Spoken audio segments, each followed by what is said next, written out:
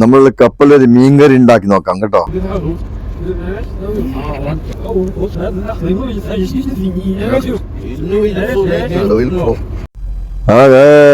Good day. ഇപ്പൊ കേട്ടത് വല്ലതും മനസ്സിലായോ? അതാണ് ഇവിടുത്തെ അവസ്ഥ. കംപ്ലീറ്റ് ചൈനീസ് ക്രൂ ആണ്. അപ്പൊ അവര് പറഞ്ഞത് എനിക്ക് മനസ്സിലാവുന്നില്ല, ഞാൻ പറഞ്ഞത് അവർക്ക് മനസ്സിലാവുന്നില്ല.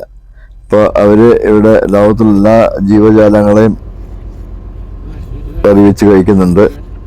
കൂടുതലായിട്ടും ഈ പോർക്ക് അങ്ങനത്തെ വിഭവങ്ങളാണ് ഉള്ളത്. ഇത് പാമ്പ്, പല്ലി എന്ന് പറഞ്ഞ മാതിരി എല്ലാ സംഭവം ഉണ്ട് ഇതിനകത്ത്. ഇതൊക്കെയാണ് കഴിക്കുന്ന സാധനങ്ങൾ.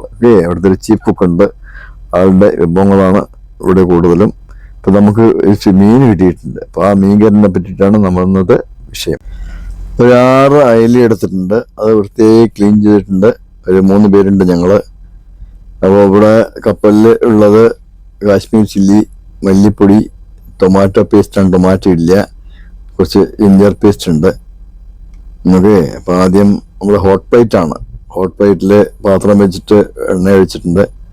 അതിനകത്ത് സവാള, ഇഞ്ചി, വെളുത്തുള്ളിയൊക്കെ ഇട്ട് നന്നായിട്ട് വഴറ്റിയിട്ടുണ്ട്. ഉലുവയൊന്നും ഇല്ല.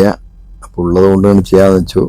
അതിനുശേഷം ഈ മല്ലി, മുളക് പൊടി, കുറച്ച് ഉപ്പ്, അവസാനം ടൊമാറ്റോ അത് വഴറ്റി വന്നപ്പോൾ കുറച്ച് ടൊമാറ്റോ പേസ്റ്റ് ഒഴിച്ചിട്ടുണ്ട്. ഓക്കെ. നന്നായിട്ട് വഴറ്റിട്ടുണ്ട്. ചെറിയ സ്മെല്ലൊക്കെ ഉണ്ട്. അപ്പോൾ വെള്ളമൊക്കെ ഒഴിച്ച് ഇനി തിളപ്പിക്കാൻ വെക്കണം. തിളച്ച് വരുമ്പോൾ മീൻ ഇടണം അതിനകത്ത്.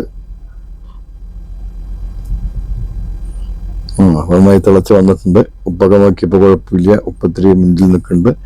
മീനെ വെള്ളം ഇട്ട് വെച്ചിട്ടുണ്ട്. ഒന്ന് അധികം ഉടയാത്ത രീതിയിൽ മീനൊക്കെ ഇട്ടു.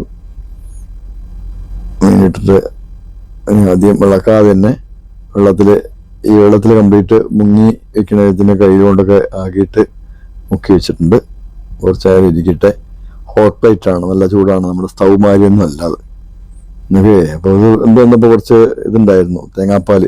വലിയ കാര്യമൊന്നും ഇല്ല, ടേസ്റ്റ് ഒന്നും ഇല്ല. കുറച്ച് തേങ്ങാപ്പാൽ ഒഴിച്ചിട്ടുണ്ട്. നമ്മുടെ മീൻകറി റെഡി ആയിട്ടുണ്ട്. ടേസ്റ്റ് നോക്കി ഉപ്പൊക്കെ ഉണ്ട്. ഇതാണ് നമ്മുടെ മീൻകറി. ഓക്കെ. ഇതാണ് നമ്മുടെ ചൈനീസ് കുക്ക്. ആളുടെ വിഭവങ്ങളൊക്കെ ഞാൻ നന്നായിട്ട് പറഞ്ഞുതരാം. ഓക്കെ.